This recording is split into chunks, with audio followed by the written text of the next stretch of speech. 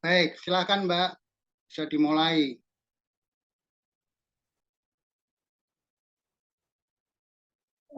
Perkenalkan, kami dari kelompok 2 yang terdiri dari saya, Sofi, Mas Ferry, sama Mbak Sulis akan mempresentasikan tentang analisa SWOT.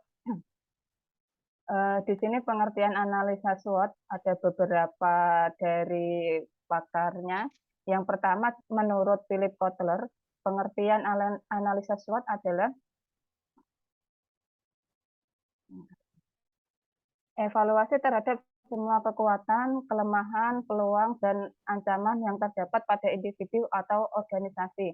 Sedangkan menurut Pierce dan Robinson, pengertian analisa SWOT adalah bagian dari proses manajemen strategi perusahaan yang bertujuan untuk mengidentifikasi kekuatan dan kelemahan utama perusahaan.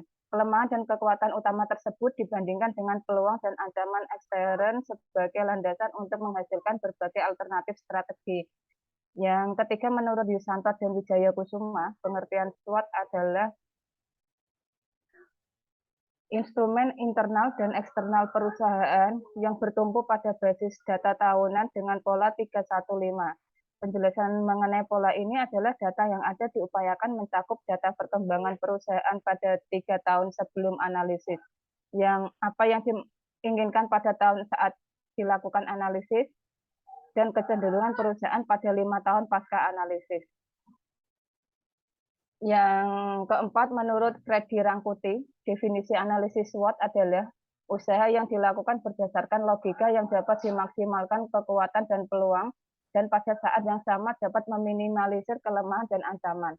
Analisis ini bertujuan untuk mengidentifikasi berbagai faktor secara sistematis untuk merumuskan strategi perusahaan. Untuk selanjutnya, menurut Rais, pengertian analisis SWOT adalah metode analisis yang paling mendasar yang berguna untuk mengetahui topik dan permasalahan dari 4 sisi yang berbeda. Hasil akhir dari analisis ini adalah arahan atau rekomendasi untuk mempertahankan atau meningkatkan kekuatan dan peluang yang ada, serta mengurangi kelemahan dan menghindari ancaman. Unsur-unsur analisis SWOT, yang pertama strength, yang kedua weakness, yang ketiga opportunities, yang keempat threat. Untuk elemen strength merujuk pada kelebihan atau hal-hal yang sudah berhasil dilakukan oleh perusahaan. Ini bisa berupa sesuatu yang tidak berwujud seperti atribut brand perusahaan, unique selling proposition dan dari produk, atau aset teknologi dan sumber daya manusia yang dimiliki. Yang kedua, weakness atau kelemahan merujuk pada hal-hal yang menghambat bisnis atau proyek. Contohnya keterbatasan keuangan atau kekurangan SDM terampil. Sedangkan yang ketiga ini opportunities dalam analisa SWOT adalah peluang yang muncul di luar perusahaan dan dapat digunakan untuk membuat perbedaan pada kemampuan bersaing. Peluang tersebut mungkin muncul sebagai perkembangan pasar atau dalam teknologi yang digunakan.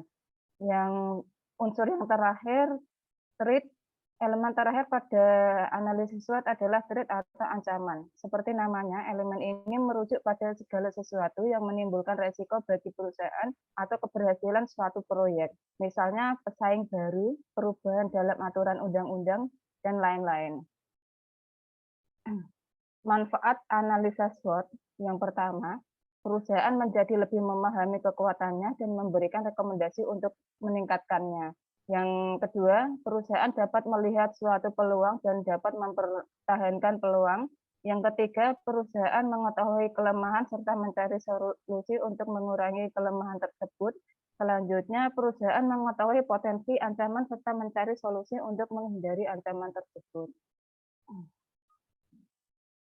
Untuk faktor yang mempengaruhi analisa SWOT, ini ada faktor internal dan faktor eksternal.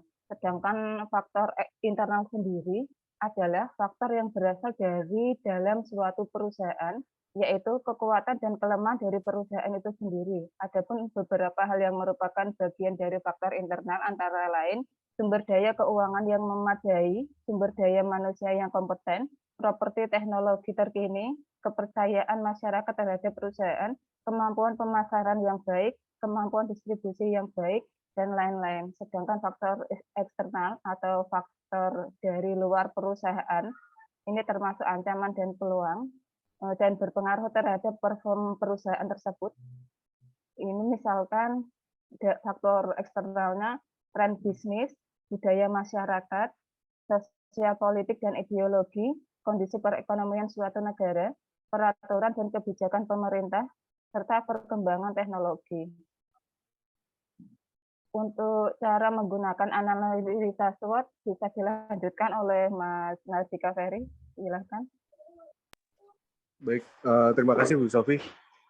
Selanjutnya merupakan cara menggunakan analisa SWOT. Yang pertama, buat visualisasi diagram ataupun matrik analisa SWOT. Langkah pertama yang dilakukan dalam melakukan analisa SWOT adalah dengan membuat diagram SWOT berbentuk kotak yang dibagi ke dalam 4 bagian dalam 4 bagian, dan setiap kotak diberi label berdasarkan elemen dalam analisa SWOT. Tempatkan kekuatan, strength, dan weakness, kelemahan di baris atas, sementara opportunity maupun threat itu di baris bawah. Yang kedua, siapkan tujuan. Sebelum memulai analisa, perlu ditentukan tujuan yang jelas untuk mengetahui atau mengidentifikasi strategi apa yang akan dikembangkan, lalu digunakan untuk menentukan tujuan. Yang ketiga, melakukan brainstorming. Kita kumpulkan tim untuk melakukan brainstorming sebelum melakukan analisis SWOT dengan orang atau perwakilan tim terkait, di mana sesi brainstorming akan membantu kita dalam menentukan daftar dalam setiap elemen SWOT yang harus dianalisis.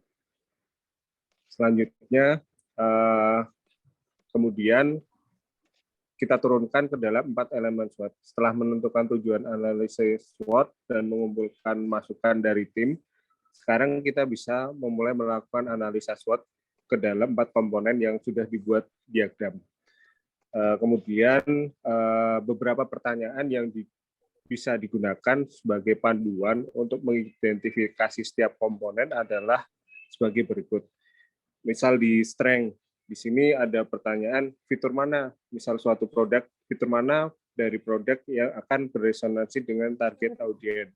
Atau ada pertanyaan juga apa yang membedakan kita dari pesaing. Atau juga bisa apakah cadangan kas cukup untuk menjaga bisnis tetap berjalan. Itu dari sisi keunggulan atau kekuatan. Sedang dari weakness atau kelemahan, kita bisa bertanya apakah pelanggan sudah puas dengan produk kita, atau pelanggan sudah memahami brand kita, ataukah tujuan bisnis kita sudah jelas, ataupun apakah ada area bisnis yang perlu ditingkatkan, atau ada hambatan atau tidak yang menghalangi kita dalam mencapai tujuan. Next. Opportunities atau peluang. Di sini pertanyaan yang bisa kita untuk menggali opportunities kita. Yang pertama, ada permintaan baru di pasar yang belum terpenuhi, atau ada sumber daya lain yang bisa dimanfaatkan, atau tren baru yang bisa kita manfaatkan, atau ada peluang bagi kita untuk berkembang. Sementara threat atau ancaman, di sini bisa ada 3 contoh pertanyaan untuk menggali ancaman yang ada, yaitu keunggulan apa yang dimiliki pesaing sementara kita tidak memiliki. Yang kedua, apakah ada supplier yang kita tidak dapat andalkan. Yang ketiga, apakah ada perubahan ekonomi dalam waktu dekat yang bisa berdampak negatif pada bisnis kita. Setelah menganalisa SWOT, keempat komponen tadi, maka kita dapat menyusun strategi, di mana yang pertama memetakan dan mengidentifikasi, yang kedua kita bisa memanfaatkan kekuatan atau strength untuk menghilangkan kelemahan, dan yang ketiga memanfaatkan peluang-peluang yang ada untuk menetralisir potensi ancaman. Next.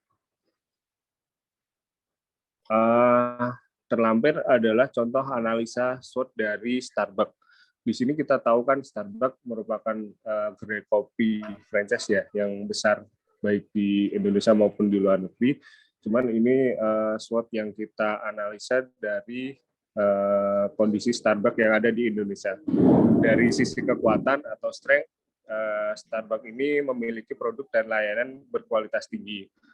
Brandnya terkenal secara internasional dan memiliki kekuatan branding. Kemudian yang ketiga, lokasi store pasti berada di tempat yang strategis. Yang keempat, memiliki hubungan yang baik dengan supplier. Yang kelima, efektif dan efisien dalam rantai pasok. Sedangkan kelemahan atau weakness, ada asumsi ada efek bagi kesehatan dari mengkonsumsi produk Starbucks. Yang kedua, pertumbuhan masa depan semakin bergantung pada segmen internasional. Yang ketiga, bencana alam yang sangat mempengaruhi pasokan untuk bahan ke Starbucks. Yang keempat, bergantung pada hubungan dengan pemasok. Kemudian untuk opportunity atau peluang, Starbucks dapat memanfaatkan merek Starbucks lebih banyak lagi selain gerai. Di sini mungkin kita sudah tahu kalau baru-baru ini kan ada Starbucks, kalau dilihat lebih rinci lagi dia bekerja sama Nestle untuk kalau versi kaleng ya, atau versi LED, atau kalau bercandanya di sosmed itu versi Starbucks versi BPJS, itu berarti mereka dapat memanfaatkan merek untuk menjangkau lebih banyak pembeli lagi untuk Starbucks-nya.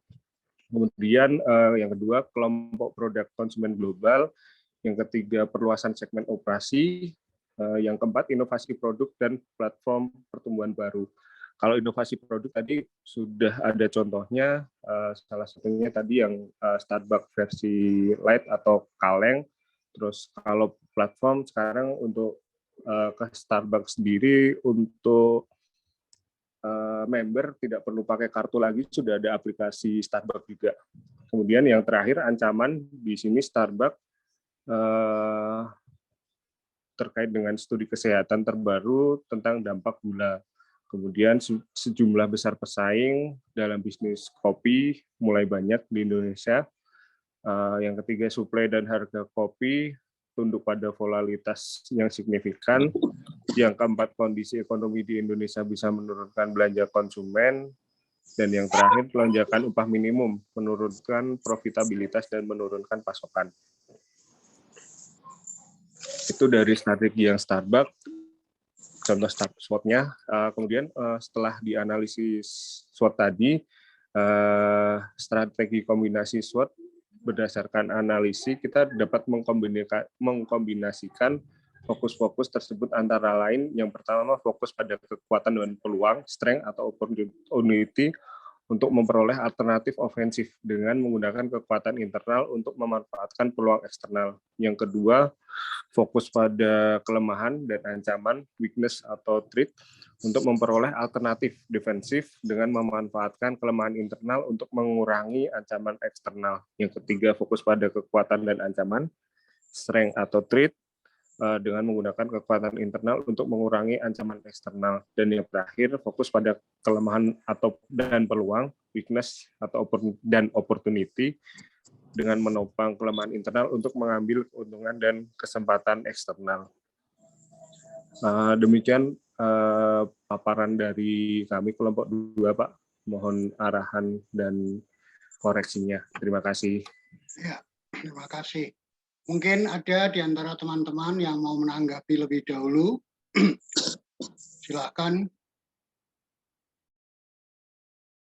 Mungkin Mbak Sulis, Mbak Tiara, Mbak Rina, Mbak Rizky, atau siapa, Mas Risang.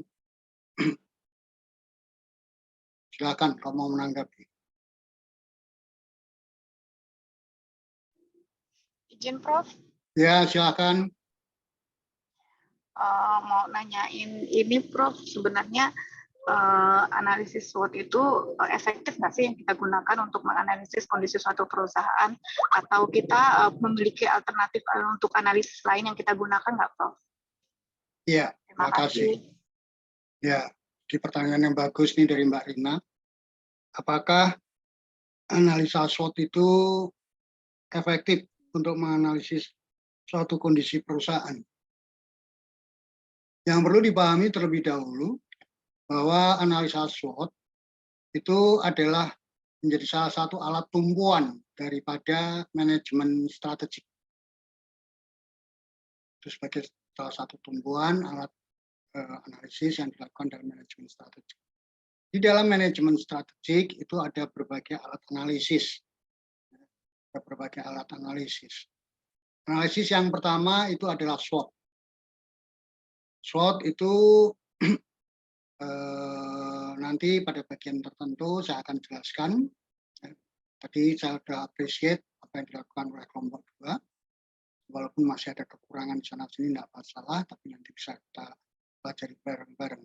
Analisa SWOT sampai detik ini masih efektif. Ya. Dan analisa SWOT ini sebagai apa? Dasar untuk memberi arah. Karena kalau kita lihat analisa SWOT itu kan mencakup 2 hal, yaitu perubahan lingkungan eksternal dan perubahan lingkungan internal. Perubahan eksternal itu adalah perubahan yang saya sebut baik di sisi makro maupun mikro. Kalau sisi makro itu adalah saya biasanya menggunakan singkatan Polexosbudtek, politik, sosial, ekonomi, budaya, teknik. Polexosbudtek. Terus kemudian sisi mikro yaitu industri. Nah, industri ini pasti akan berbicara tentang persaingan. Tentang persaingan berarti nanti kita akan melihat bagaimana lingkungan industrinya, bagaimana kondisi industri, pasarnya. Kalau industri pasti kita berbicara pasar. Pasarnya itu seperti apa? Apakah pasarnya itu jenis persaingan murni atau persaingan ya, atau monopoli atau antara oligopoli atau monopolistik, itu harus kita jelaskan. Kemudian sisi internal pasti berbicara dari sisi kekuatan dan kelemahan. Nah, kekuatan dan kelemahan ini pasti kita lihat dari sisi manajemennya. Oleh karena itu, kalau membuat analisa SWOT, sebaiknya kita berpijaknya untuk yang internal itu dari fungsi-fungsi manajemen. Manajemen pemasaran, manajemen sumber daya manusia, manajemen operasi, produksi, kemudian baru ke manajemen keuangan. Karena semuanya itu kan bermuaranya keuangan. Kalau kita berbicara tentang belajar tentang balance scorecard, itu makanya nanti yang keuangan itu adalah lagging. Lagging. Itu karena munculnya itu kan sebagai akibat dari apa-apa yang dari manajemen yang lainnya. Nah, perubahan-perubahan yang terjadi itu tidak berarti kalau kita sudah buat, sudah analisis, terus kalau terjadi perubahan itu harus kita rubah, tidak. Hanya kita melakukan perubahan dari hasil analisa SWOT apabila terjadi perubahan yang sifatnya signifikan sekali. Misalkan kita semua mengalami di tahun 2020 sampai sekarang masih kita rasakan adanya dampak dari COVID-19. Nah, karena ini ada membawa dampak yang pasti akan memporak-porandakan semua industri, semua bisnis, maka kita perlu melakukan penyesuaian-penyesuaian. Tapi sepanjang itu tidak membawa dampak yang signifikan, ya sudah biarkan saja. Sudah biarkan saja. Kalau ada perubahan-perubahan kecil, ya biasa aja lah. Misalkan perubahan, ada kenaikan biaya transportasi, ya itu wajar ya, kebijakan-kebijakan seperti itu. Tapi setelah itu kan akan kembali lagi. Tapi kalau yang signifikan tadi itu kan sangat berpengaruh terhadap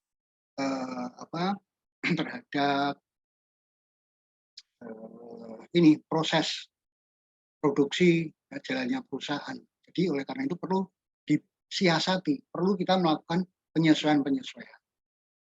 Jadi Mbak Rina, pertanyaan Anda itu tepat sekali. Apakah masih efektif? Efektif, ya, sangat efektif. Sepanjang kita mau mencermati dan kalau ada perubahan-perubahan kita jangan langsung tergesa-gesa, oh kita rubah dan sebagainya. Jangan.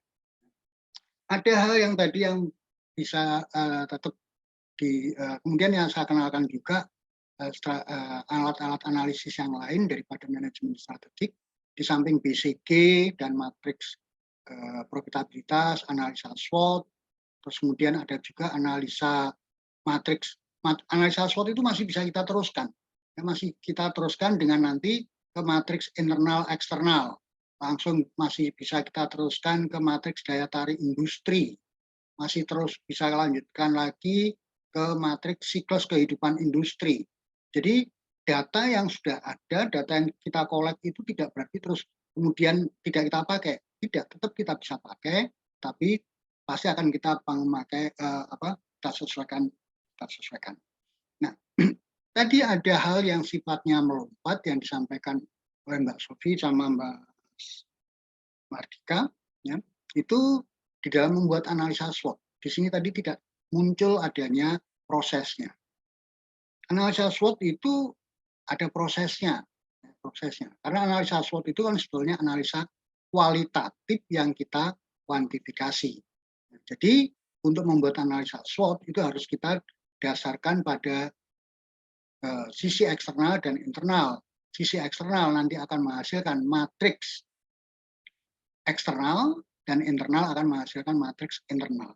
Masing-masing bisa kita bagi lagi menjadi dua. Matriks eksternal itu nanti matriks peluang dan sekaligus matriks ancaman. Terus kemudian nanti yang matriks internal itu akan kita pecah lagi menjadi matriks kekuatan dan matriks kelemahan. Baru nanti setelah itu kita matchkan ke dalam yang namanya diagram SWOT. Dari diagram SWOT baru kita bisa menentukan posisinya itu ada di mana. Posisinya ada di mana. Nanti dengan secara matematis kita bisa menggunakan model, terus kemudian kita tentukan bagaimana posisinya ada di mana. Apakah di kuadran 1, kuadran 2, kuadran 3, atau kuadran 4. Karena masing-masing mempunyai strategi yang berbeda-beda. Sehingga kadang-kadang orang membuat analisa SWOT itu tanpa membuat proses ini langsung mencolot, ya, mencolot seperti yang pernah dulu dibuat di USM untuk MM itu begitu, mencolot dari analisa SWOT dari hasil analisa langsung ke matriks SWOT-nya, tetapi tidak tahu posisinya kita ada di kuadran mana. Itu yang sempat saya kritik pada waktu kita melakukan akreditasi. Tapi bersyukur waktu itu ada pertanyaan-pertanyaan dari asesor, saya membantu Pak Endarto, kami bisa mempertahankan dan Tuhan akhirnya kita bisa mendapatkan akreditasi baik sekali. Baik teman-teman, sekarang saya akan sampaikan, saya akan share screen tentang matriks SWOT. Ya.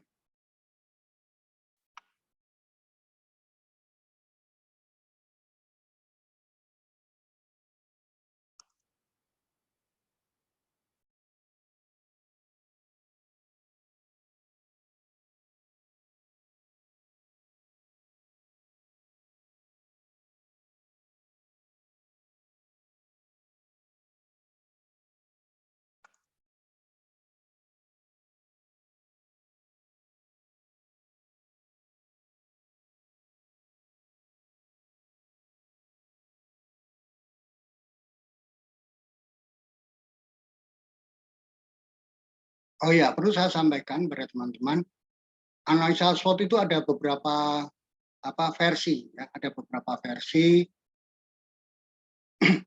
dan bahkan kalau kita membuat diagram SWOT dalam perjalanannya itu analisa SWOT tadi sudah sampai ke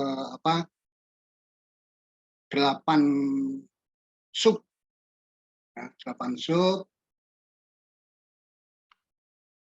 Oke, coba ini saya ulang lagi aja. Saya pakai yang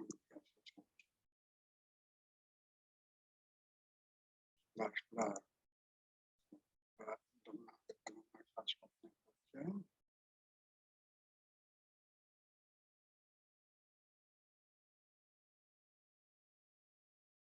Ada sampai dengan 8 sub dia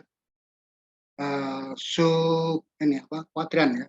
Itu ada jadi satu kuadran dibagi lagi menjadi 2. Karena kalau ada 4 kuadran nanti kan menjadi 8. Bentar. Oke.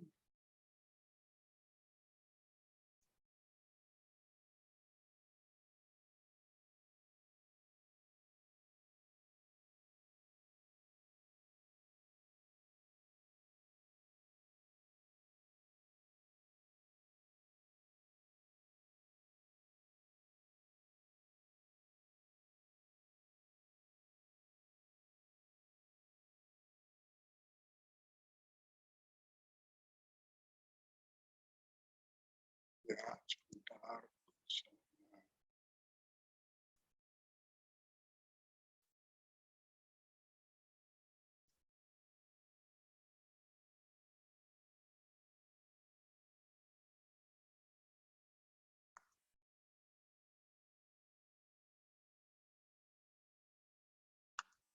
Ya, mudah-mudahan sudah kelihatan. Ini saya perbesar saja.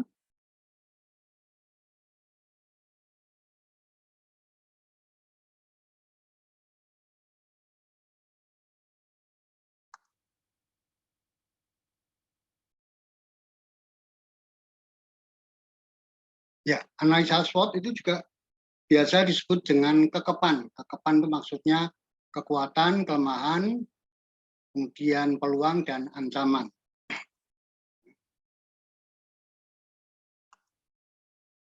Jadi analisa SWOT itu adalah sebetulnya merupakan apa? Proses tabulasi silang ya. Tabulasi silang antara kekuatan dengan kelemahan yang dimiliki oleh perusahaan dengan lingkungan sekitarnya yang memiliki peluang dan ancaman dan kita pakai untuk merumuskan strategi. Nah, analisa SWOT ini bisa kita pakai baik di tingkat korporasi, di tingkat bisnis unit, ataupun pada fungsi-fungsi, misalkan fungsi pemasaran. Ini biasanya kalau di pemasaran banyak dipakai. Ya, di pemasaran banyak dipakai, di keuangan juga sering, ya, sama saja. Jadi bisa di aras yang berbeda. Kalau corporate itu berarti perusahaan secara keseluruhan. Ya. Kalau SBU berarti ya masing-masing unit bisnisnya. Tuh. Nah, ini langkah-langkah penyusunannya. Ya. Tadi yang disampaikan sudah betul. Jadi pertama kita susun dulu faktor internal dan eksternal sesuai dengan kelompoknya. Kita kelompokkan kekuatannya apa, kelemahannya apa, peluang dan ancamannya apa. Terus kemudian masing-masing harus kita berikan apa? Bobot kepentingan dan dampak strategis. Total bobot ini adalah 1 atau 100%. 1 atau 100%. Tapi biasanya kita pakai yang 1 saja. Jadi kalau 1 nanti misalkan faktor strategisnya ada 5 ya kita harus alokasikan. Dan pasti masing-masing alokasi tadi tidak bisa sama. Ya. Tidak harus sama. Misalkan kalau bobotnya total 1, terus kemudian faktor kunci suksesnya atau faktor-faktor internalnya tadi ada 5, terus kemudian kita bagi 20%, tidak. Karena masing-masing mempunyai kepentingan yang berbeda-beda. Terus yang berikutnya, setiap faktor itu kita beri rating. Ya, kita beri rating, nanti untuk kekuatan dan peluang kita beri rating yang positif. Sementara untuk yang kelemahan dan ancaman kita beri rating yang negatif. Setelah itu, nanti bobot kita kalikan rating. Bobot kita kalikan rating, setelah ketemu, kemudian atau biasanya kita hitung nilai tertimbang begitu, terus kemudian kita jumlah. Nah, nilai kita jumlah, nanti kita akan dengan memiliki nilai jumlah tadi, hasil nilai tertimbang tadi, berarti kita akan mempunyai 4 skor. Kenapa? Karena tadi kita mempunyai matriks internal kekuatan, matriks internal kelemahan, matriks peluang, dan matriks ancaman. Nah, matriks peluang dan matriks internal itu matriks kekuatan itu tandanya positif, sementara yang kelemahan dan ancaman itu tandanya negatif. Nah, yang berikutnya saya langsung aja, ini kriteria pembobotan. Jadi ada kriterianya. Kriterianya kita menggunakan 1 sampai 5. Kalau 1 itu tidak penting, sangat tidak penting sampai sangat penting. Jadi kalau semakin tinggi, semakin penting, maka dianggap kita beri nilai 5. Oleh karenanya itu apa? Kita di dalam memberikan bobot atau di dalam melakukan analisa SWOT itu tidak boleh sendirian. Tidak boleh sendirian. Karena apa? Nanti bisa menimbulkan unsur subjektivitas. Nah, sebetulnya itu adalah tidak penting, tetapi kita anggap penting. Nah, sehingga kita beri nilai 4. Padahal kan sebetulnya harusnya 2. Nah, oleh karena itu makanya perlu ada tim. Timnya usahakan ganjil. 3 orang boleh, 5 orang boleh, 7 orang boleh, tergantung ya. Terus kemudian nanti dari sana kita diskusikan. Kita diskusikan. Nah, untuk mendapatkan bobot, untuk mendapatkan ratingnya itu nanti sudah kita tentukan. Nah, nanti kita perlu kita tanyakan kepada manajer-manajer kunci, Ya, sehingga nanti dari manajer kunci itu mungkin kan ada yang misalkan kalau ditanya misalkan market share itu penting apa tidak, yang bagian pemasaran pasti akan mengatakan oh sangat penting, dia akan ngasih 5. Terus mungkin bagian SDM mengatakan oh cukup penting, dia akan 3. Nah, 3 tambah 5 tambah berapa itu nanti kita buat rata-rata untuk menentukan bobotnya. Ya. Terus setelah itu yang berikutnya kita menentukan ratingnya. Nah ini ratingnya. Ratingnya dimulai dari tadi sudah saya sampaikan, untuk peluang dan kekuatan kita beri positif ya, dari 1 sampai 4. 1 itu buruk, 2 cukup, 3 baik, 4 sangat baik. Ya. Terus kemudian yang berikutnya ancaman juga begitu. Ancaman dan kelemahan itu kita mulai dari -1 sampai -4. Jadi semakin -4, semakin besar itu semakin berbahaya. Oleh karena itu apa? -1 itu adalah buruk, -2 itu adalah cukup mengkhawatirkan, -3 itu adalah hati-hati, dan -4 itu adalah danger atau berbahaya. Ya, ini aturan mainnya. Terus langkah berikutnya kita membuat matriks. Nah, matriks IFAS dan EFAS. Matriks IFAS itu adalah internal factor analysis summary.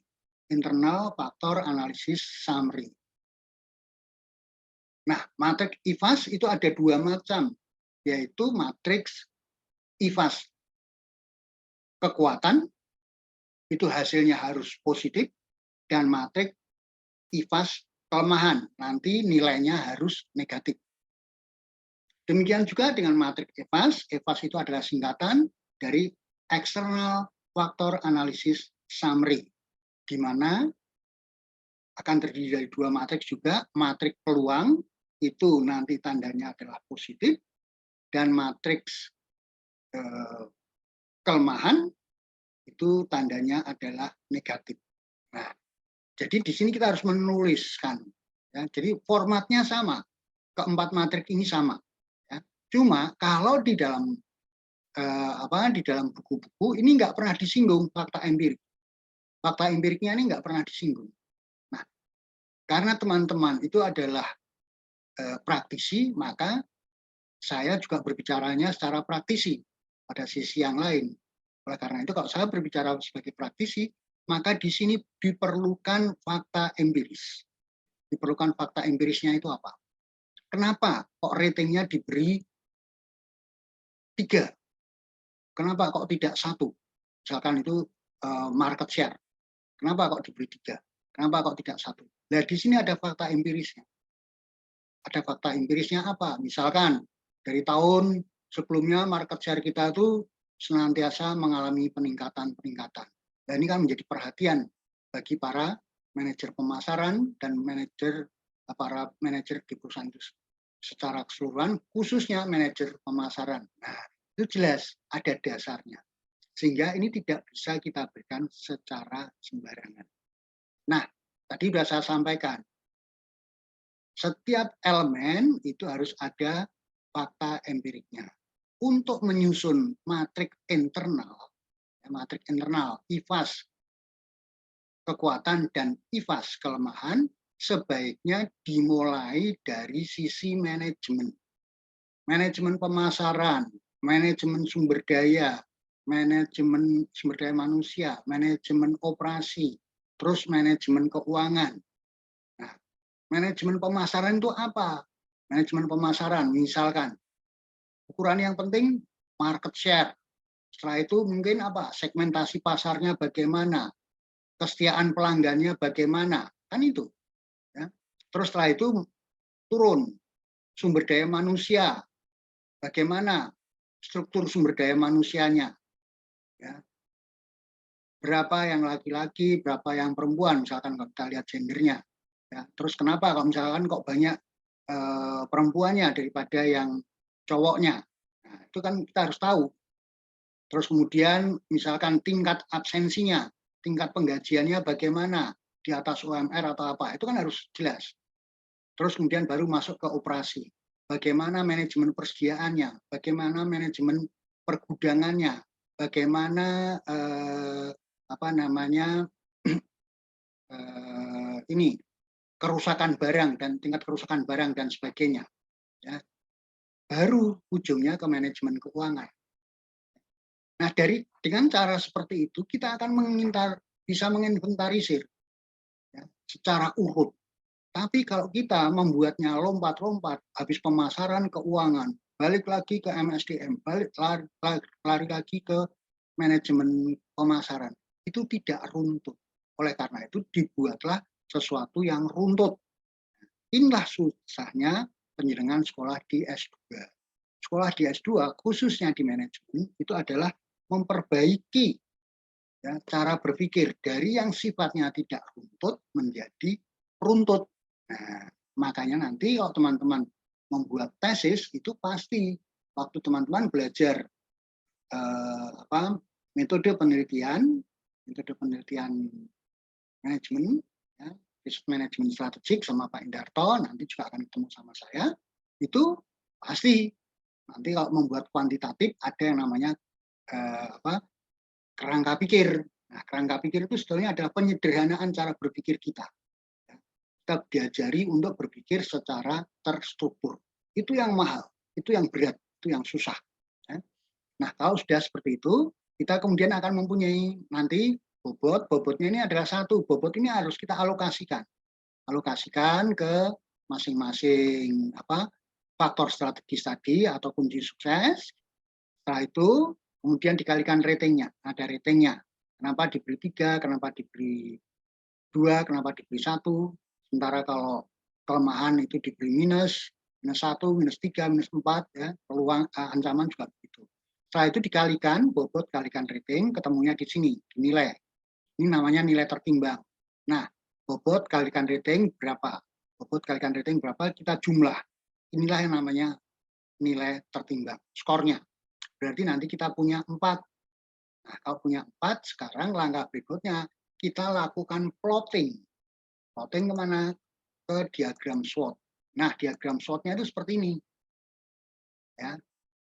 Ini pelajaran waktu kita dulu SMA. Ya, waktu SMA. Itu pakai ini. Ini kuadran 1, kuadran 2, kuadran 3, kuadran 4. Tapi ada yang menggunakan ini kuadran 1, kuadran 2, kuadran 3, kuadran 4. Terserah. Yang penting bagi saya, teman-teman mau menyebut apakah ini kuadran 2 atau kuadran 1, silahkan. Tapi yang penting harus konsisten. Ya. Kalau saya, kuadran 1 itu di sini. Ini kuadran 1, kuadran 2, kuadran 3, kuadran 4. Kenapa kok seperti ini? Ada dasarnya kalau saya. Dasarnya seperti ini. Nah, ini. Kalau kuadran 1 itu kan dibatasi oleh tanda yang positif. Ya, titik potong ini, titik origin, sumbu vertikal, sumbu Y dengan sumbu horizontal X, ini kan memotong, akan ada perpotongan. Titik potongnya itu adalah 0. Karena ini 0, ya, titik sumbu ini 0, maka kalau ke kanan itu positif, kalau ke kiri itu negatif. Kalau ke atas itu adalah positif, kalau ke bawah adalah negatif. Makanya saya menggunakan model yang seperti ini. Kita banyak menggunakan model yang seperti ini, yaitu apa? Kuadran 1 di sini kuadran 2. Kenapa? Cara mengingatnya secara matematis itu mudah. Mudahnya apa? Karena ini positif, ini positif. Ini positif, ini negatif. Ini negatif, ini negatif. Nah, ini negatif kuadran 4. Nah, makanya apa? Kalau kita menggunakan tanpa menggunakan diagram SWOT, kita kadang-kadang lompat. Lompat. Kalau yang di sini strateginya pasti apa? SO. S-nya itu kekuatan, strength, O-nya peluang. Kan gampang ngapalinnya. Memahaminya kan menjadi gampang. Yang di sini strateginya apa? O, T, O, W, WO. Ya, WO. WO, kenapa? W-nya itu kelemahan, weaknesses, O-nya peluang. Yang di sini strateginya juga lebih jelas lagi. Ya. W, T. Karena weaknesses sama threat. Yang di sini strateginya apa? Di sini strateginya adalah ini strength dan TST. Nah, kan ingatnya gampang. Daripada kita membuat matriks gitu, bingung nggak? Membuat pakai ini aja. Oh, ingat ini ya sudah, pasti lebih mudah. Nah, kalau sudah seperti itu, ya teman-teman, langkah berikutnya adalah menempatkan angka nilai tadi. Skornya positif, ya misalkan internal di sini misalkan internal katakanlah internal misalkan kekuatan 3,75, terus kelemahan adalah -2, kemudian peluang adalah plus, peluang adalah plus 3,75, terus ancaman misalkan -2,75. Nah, bagaimana posisinya? Kalau seperti itu kan gampang. Kekuatan berapa? 3,75. Berarti ini kita buat 3,75 itu di sini misalkan. Terus peluangnya berapa? Peluangnya 3,75. Oh, positif ya di sini. Ya, terus kelemahannya berapa? Kelemahannya -2. Oh, berarti di sini minus. Terus ancamannya -275. Nah, di sini. Nah, atas dasar itu kita tinggal membuat garis sejajar sumbu vertikal maupun sumbu horizontal sehingga nanti akan menghasilkan sebuah bidang seperti ini. Ya, menghasilkan sebuah bidang ini. Ya, dari titik-titik tadi koordinatnya kita buat garis sejajar sumbu vertikal maupun sumbu horizontal. Akhirnya apa? Kita akan mempunyai titik potong, ya, mempunyai satu bidang. Satu bidang inilah masing-masing mempunyai koordinat. Yang di sini kita beri nama, misalkan ya, titik A, titik B, titik C, titik D. Nah, titik A koordinatnya berapa? -2, titik 2, 3,75. Di sini yang B mempunyai koordinat berapa? 3,75. Ya kan yang disebutkan X-nya dulu. Kalau matematik X-nya berapa? Ya, koordinatnya itu kan X, baru Y-nya. Nah, sekarang B ini kan tadi 3,75. 3,75 dalam kurung 3,75 titik 2 Y-nya, P-nya peluangnya adalah 3,75. Nah, demikian seterusnya. Sehingga dengan demikian sekarang kita sudah mempunyai satu bidang, masing-masing mempunyai skor, mempunyai koordinatnya. A ada koordinatnya, B ada koordinatnya, C ada koordinatnya, D ada koordinatnya. Nah, sekarang bagaimana kita akan menentukan titik, menentukan strateginya. Nah, untuk menentukan strateginya kita mudah, kita buat garis diagonal. Ya, kita buat garis diagonal AC BD, ya, AC BD. Nah, nanti kita cari titik potongnya. Berarti apa? Garis AC sama garis BD ini kan bisa kita cari secara matematis. Rumusnya apa? Y minus Y1 sama dibagi Y2 minus Y1 sama dengan X minus X1 dibagi X2 minus X1. Itu rumus matematik ya. Itu zaman SMA dulu. Itu kalau dulu zaman saya namanya aljabar linear ya. Atau kalau di mereka teman-teman yang belajar di ekonomi, latar belakangnya ekonomi pasti itu mendapat di mata kuliah manajemen di matematika ya, di matematika. Sehingga dengan demikian nanti setelah ketemu persamaan garisnya kita potongkan ya, nanti berarti apa? Persamaan persamaan AC sama dengan persamaan BD, sehingga kita bisa mencari titik potong E-nya. E-nya ini berapa koordinatnya? X-nya berapa, Y-nya berapa, itu akan kita ketahui. Nah, dengan cara ini lebih bisa dipertanggungjawabkan secara ilmiah. Kenapa? Karena angka-angka yang tadinya kualitatif, kita kuantifikasi, kemudian kita gunakan secara matematik, ya, itu kan bisa dipertanggungjawabkan. Oh, ternyata analisanya ini ada di kuadran 1. Ini kuadran 1, kuadran 2, kuadran 3, kuadran 4. Kuadran 1 itu apa? Kuadran 1 itu strateginya adalah agresif. Kuadran 1 ini strateginya agresif. Kuadran 2 strateginya putar haluan. Kuadran 3 strateginya adalah bertahan. Kuadran 4 strateginya adalah diversifikasi. Kenapa seperti itu? Nah, ini kan pertanyaan lebih lanjut. Kenapa kok di sini agresif? Iya. Karena apa? Ada peluang kita mempunyai kekuatan. Sehingga kekuatan itu kita pakai untuk menangkap peluang yang ada. Tapi sebaliknya, kalau di sini, kenapa kok kita harus putar haluan? Kita tidak punya kekuatan di sel 2.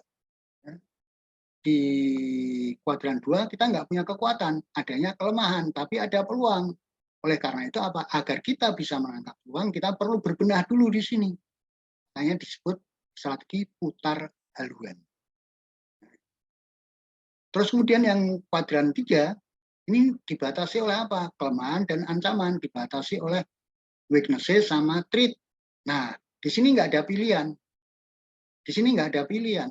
Kita nggak punya kekuatan, nggak ada peluang, adanya ancaman sama kelemahan. Oleh karena itu apa? Kita perlu menerapkan strategi bertahan. Nah, kita perlu menetapkan strategi bertahan agar kita bisa sampai saatnya nanti eksternalnya berubah dengan itu akan memunculkan peluang. Nah, kemudian yang di sini ini juga begitu. Kenapa? Karena kita dibatasi oleh kekuatan dan kelemahan. Kita punya kekuatan, tapi kita ada ancaman. Oleh karena itu apa? Kita akan memanfaatkan kekuatan kita untuk meminimal ancaman. Ancaman tidak bisa dihindari, tetapi bisa kita minimalkan. Nah, dengan kekuatan itulah maka kita akan minimalkan ancaman agar bisnis kita itu bisa berpeluang. Oleh karena itu apa? Di sini kita berupaya untuk menerapkan strategi yang kita sebut strategi diversifikasi. Ya, ini strategi diversifikasi. Nah, baru setelah itu kita tahu seperti ini, kita baru tuangkan kemana? Tuangkan ke sini, ke format strategi ini. Ini kan penjelasannya. Strategi agresif itu apa, ini apa ya. Sekarang dituangkannya kemana? Ke strategi ini, matrix SWOT. Nah, ke matrix SWOT.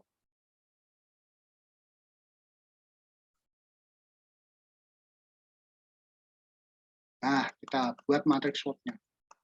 Dari diagram SWOT tadi sudah ketahuan. Oh, kita ada di kuadran 1. Kuadran 1 itu dibatasi apa? Dibatasi oleh strength dan opportunity. Oh, berarti di sini. Fokus kita menyusun strategi ada di sini. Yang ini boleh diabaikan karena apa? Hasil analisa kita itu menunjukkan bahwa kekuatan kita itu ada apa? Prediksi kita itu ada di sini. Bukan di sini, bukan di sini. Nah, sehingga kalau misalkan kita mau diminta untuk membuat strategi, pasti saya akan lebih memfokuskan strategi yang di sini. bagaimana, apa-apa yang harus saya lakukan agar perusahaan itu bisa menangkap peluang. Ya. Apakah di sini bisa diabaikan? Ya, sebetulnya bisa diabaikan. Ya. Tidak ada, ini mau diabaikan ya boleh. Tapi tidak ada salahnya kalau ini jangan diabaikan. Tetap kita buat. Tapi utamanya di sini. Utamanya di sini. Tapi kalau kita tidak membuat diagram SWOT, ya, tidak membuat diagram SWOT, tidak membuat matriks SWOT, maka kita akan terjebak. Terjebaknya apa? Wah, kita fokus di sini, ya, karena kita nggak punya diagram SWOT, nggak buat matriks SWOT-nya, matrik apa internal eksternalnya, kita fokusnya di sini. Wah, padahal kalau dibuat benar-benar ternyata dia ada di sini. Nah, ini makanya yang hati-hati. Oleh karena itu kembali lagi, membuat matriks SWOT, analisa SWOT, itu tidak boleh lepas dari matriks, dari diagram SWOT. Ya, tidak boleh lepas. Tidak boleh lepas. Kenapa? Karena kalau kita langsung, wah, oh kekuatannya ini, kelemahannya ini, peluangnya ini, ancamannya ini, terus kemudian kita masuk matriks SWOT, strateginya SO, itu namanya jumping conclusion, membuat suatu kesimpulan yang melompat. Nah, membuat suatu kesimpulan yang melompat ini sangat berbahaya. Ya, membuat manajemen membuat seperti itu sangat berbahaya. Kenapa? Karena itu terlalu berisiko. Terlalu berisiko. Kita tidak mendasarkan pada kegiatan cara-cara berpikir yang ilmiah, tetapi hanya berdasarkan intuisi. Bisnis tetap harus dijalankan, ya, di dalam mengelola bisnis harus dijalankan dengan dua cara, intuisi dan ilmiah. Itu harus, suka tidak suka seperti itu. Saya mulai bekerja, sebelum jadi dosen, saya itu adalah praktisi. Tahun 1982, saya bekerja di kantor konsultan manajemen bersama Prof. Agusti, di kantor akuntan publik.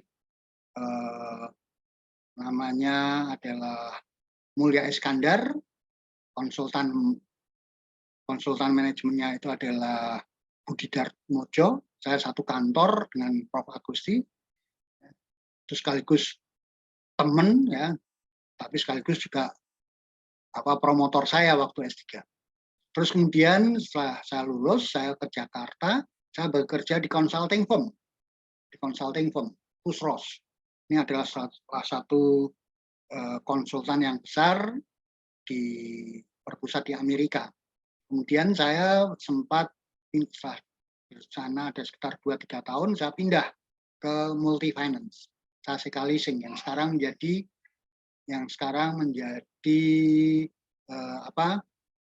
CIMB Otoniaga Finance. Itu. Saya lama di situ, sehingga saya tahu persis. Baru kemudian setelah saya kembali pindah ke Semarang, saya sambil jadi dosen, saya jadi praktisi. Terus akhirnya tahun 2011 saya full menjadi menjadi dosen, ya. Tapi ya tetap nyuri-nyuri, kadang-kadang keluar menjadi konsultan sampai sekarang. Jadi inilah teman-teman sekalian, kenapa saya mengajarkan ini? Karena ini semuanya saya dasarnya adalah dari praktek. Ya, saya dari praktek. Saya dulu ada teman yang membuat langsung ke sini, saya kritik, marah. Kemudian begitu saya jelaskan posisinya, yang dilakukan itu harusnya begini, baru dia sadar. Yaitu membuat sesuatu yang lebih bagus lagi, lebih pasti lagi. Jadi kembali lagi, cara kita menentukan strategi itu sangat ditentukan bagaimana dengan hasil perhitungan dari diagram SWOT-nya. Kalau diagram SWOT-nya itu ada di kuadran 1, berarti itu strateginya adalah SO, strateginya adalah ekspansi. Ya, kalau ini balik lagi ke sini. Nah, kalau di kuadran 1 strateginya adalah agresif. Kenapa? Karena kita banyak memiliki pilihan.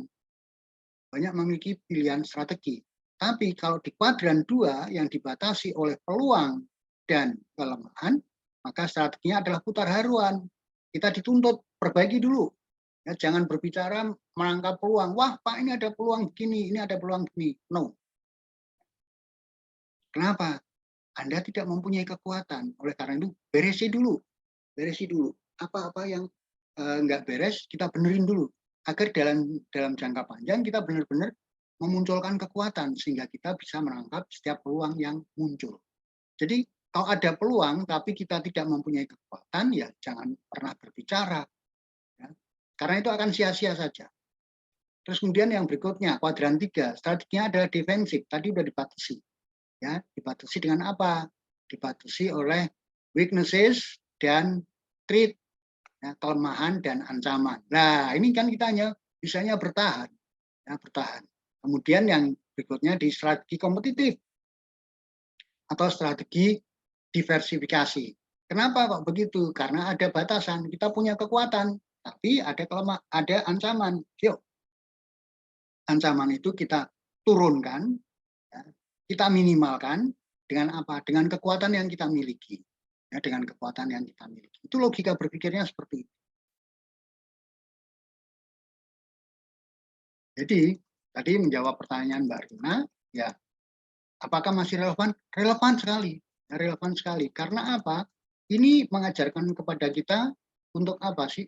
Mengajarkan kepada kita, yaitu adalah mengajarkan kepada kita tentang cara berpikir. Ya, cara berpikir.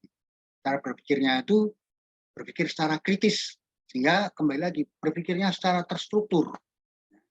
Itu yang terkait dengan analisa SWOT. Mungkin ada pertanyaan dari teman-teman, tapi yang dilakukan tadi oleh teman-teman sudah bagus. Hanya ada satu hal. Ya.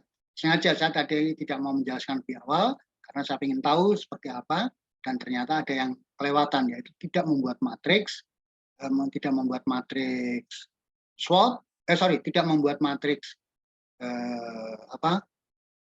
internal dan eksternal, peluang dan ancaman. Peluang dan ancaman untuk eksternalnya, kekuatan dan kelemahan untuk internalnya itu tidak dibuat, dan tidak dibuat adanya diagram SWOT. Sehingga akibatnya apa? Polanya langsung yang saya bilang, langsung mencolot ke matriks SWOT, itu yang biasa saya sebut sebagai jumping conclusion. Jumping conclusion itu adalah apa? Cara berpikir yang melompat, yang pengambilan kesimpulan yang melompat. Nah, ini sangat berbahaya. Ya. Apalagi kalau itu bisnis kita. Bisnis kita, jangan lupa, bisnis kita itu kan banyak kendala-kendalanya.